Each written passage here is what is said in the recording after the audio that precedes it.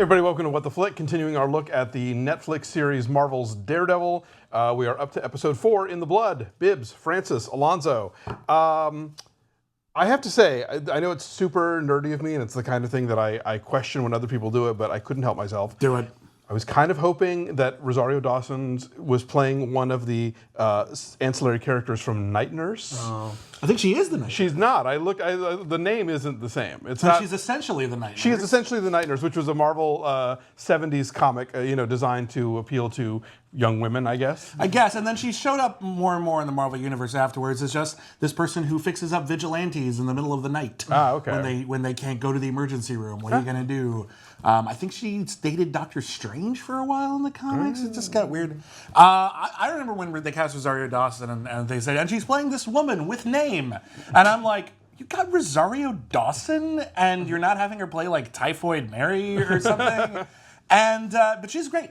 She is. She is really, really great on the show. I did worry, like, the moment that she kissed Matt, I thought, oh boy, she's a goner. But I think not necessarily now. So that confused me a little bit, right? Because with Matt, you're not expecting him and Karen Page to have some sort of chemistry with that, because I expected a lot more on-screen chemistry with those two, but I like that they're mixing it with Rosario Dawson. Matt and Karen are barely on screen together for most of this series, honestly, like even going on.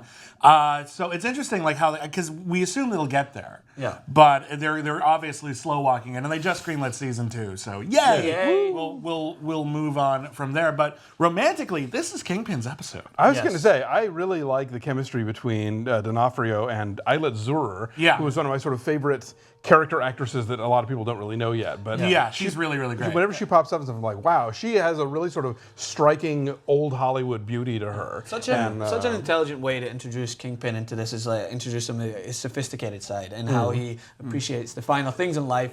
And then when you're introduced to the tougher side of him, it's such a drastic change that you can't help but be blown away. He's spent most of the episode just seeing how sensitive he is and how like awkward he is. Like he's got a little crush. Yeah, you know, it's charming. He's still very charming at it. That line, "A woman who can be bought isn't worth having." Yeah. And I know some people who melted, and I'm like, isn't that still kind of sexist? Because you still have her. I don't know what the rules are. But then, it's like someone fucks up his date.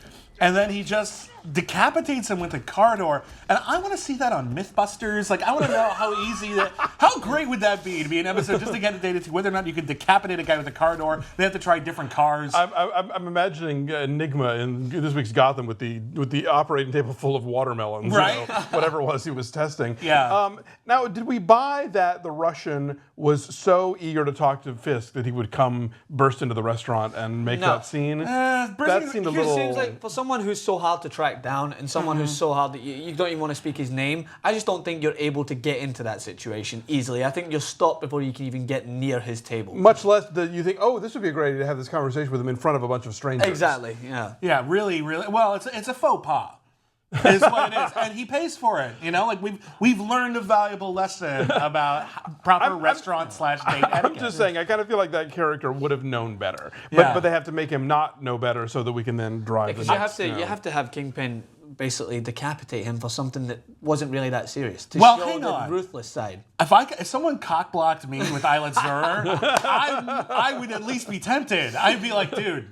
Your head's gone. Look what you, dude, slam. Yeah, not cool, not cool. But I don't know, like this whole episode for me, like I know there's like, because I've seen them all and I rewatched them again, so that I could prepare. And yet these 3 episodes, 4, 5, and 6, they kind of blur together in like one kind of unit. Yeah. They all lead into each other. They're all very direct. So my memory on this one is very hazy. Other than. Dang, the Kingpin is neat. Yeah. He's a neat character. He's so neat. Now this is also the episode where I'm a professional where Karen goes to the auction and Ben tells her to buy something else. Oh, is that this one? Is it this one or 5? I believe it's 5. Okay, never mind. Is it 5? Because I remember that being sort of the arclet here, but I watched them all in a row. And that's what it's like. It's the same thing. It's blended together because it's setting up this storyline again, which I don't want to go too much into the episode, but he's still seeing the repercussions of his actions more than anything else. Because we see Rosario Dawson being kidnapped to the point that he feels directly responsible for it, and she wasn't. In other this is what I like about Daredevil. In other shows, they would kidnap a character and they'd maybe rough her up a little bit. She gets beat up. She gets the shit hit out of her. I know. Right? You're thinking, really messed up. and that's a great way of portraying the direct consequences of his actions. Yeah, no. And this is a very tortury show, Yes. as you pointed out It is a before. very tortury show. The other thing is, but consequences of action, but also consequences of his inaction. Yeah. If you think about it, and this is a theme they get into in just a couple episodes, if he had just killed that guy instead of putting him in a coma, none of this would have happened. If he had taken decisive action the way that the Kingpin does, this whole situation would not have occurred. Yeah. And that's something that Daredevil is going to wrestle with a lot. Is as a good Catholic, how far Right. can I go? Yeah. Which which opens the ever popular, like, why doesn't Batman just kill the Joker Yes, can of worms? exactly. Yeah, exactly. Because the comic book series would be over. Yes. That's why. They need each other. That's why. There's no reason not to kill him otherwise. That's my point. Anyway, but good episode, but it's mostly, aside from the ending, which is just awesome. Yeah. This is laying groundwork for the next couple episodes, which Yes. are going to be explosive. Yes, they literally. Spoilers. We'll be right back. If you dare! Shit.